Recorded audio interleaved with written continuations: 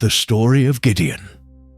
From the book of Judges, or chapter 6. Have you ever heard about Gideon? Let's remember his story together. A story of faith, fear, and the sign he asked from God. It's written in the book of Judges, chapter 6. At that time, the people of Israel had turned away from God again. Every time he saved them, they would return to their old ways and forget him. So the Lord allowed them to fall into the hands of the Midianites for 7 years. The Midianites were cruel.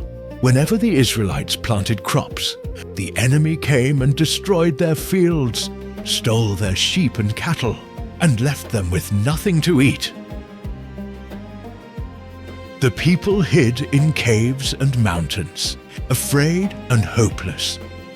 Then they cried out to the Lord for help. God sent them a prophet who said, "I am the Lord who brought you up from Egypt, who saved you from those who oppressed you, and told you not to worship the gods of the Amorites. But you did not listen to me." After that, God chose a humble man named Gideon, the son of Joash, from the tribe of Manasseh. Gideon was secretly threshing wheat in a winepress to hide it from the Midianites, when the angel of the Lord appeared to him and said, "The Lord is with you, mighty warrior." Gideon was surprised and said, "My Lord, if the Lord is really with us, why has all this happened to us? Where are the miracles our fathers told us about?" But the Lord said to him, "Go in the strength you have and save Israel out of Midian's hand. I am the one sending you." Gideon said, "But Lord, how can I save Israel? My clan is the weakest, and I am the least in my family." And God said to him, "I will be with you, and you will strike down the Midianites as if they were one man."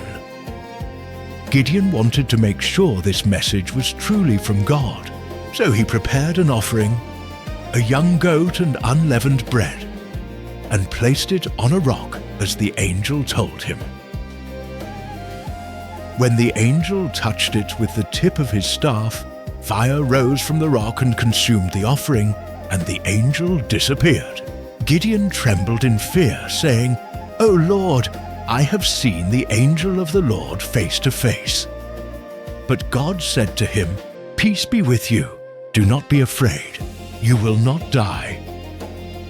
So Gideon built an altar there and called it, "The Lord is Peace."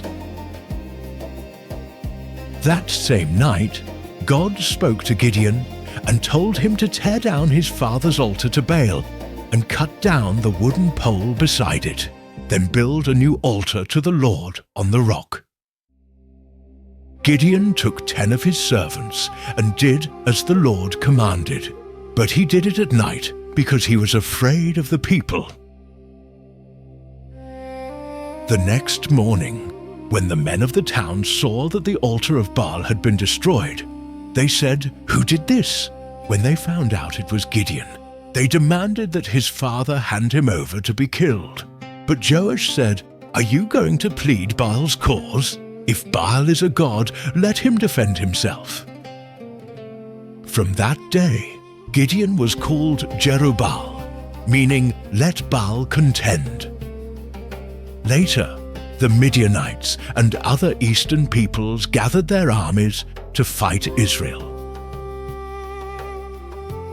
Then the Spirit of the Lord came upon Gideon, and he blew a trumpet to call the tribes together for battle.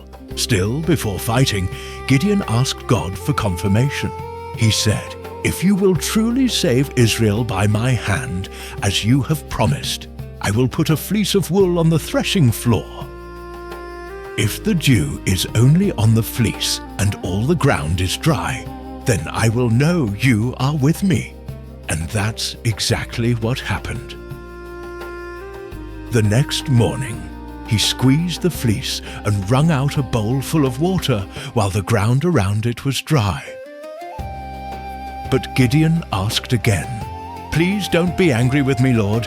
This time, let the fleece be dry and the ground covered with dew." And God did so that night. The fleece was dry and the ground was wet. From that moment, Gideon's faith was strengthened. He believed that the Lord truly was with him. Through that faith, he later led a small army and defeated a vast enemy by God's power, not human strength.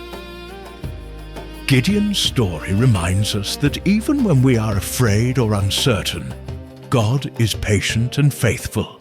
We can ask Him for signs, for reassurance, and for His light to guide us. No matter how far we wander, He always makes a way back for us. Like Gideon, we can find peace when we listen, trust, and walk closely with Him. And that's just the beginning. Stay tuned for part 2, when we continue the story of Gideon and see how God gave him victory.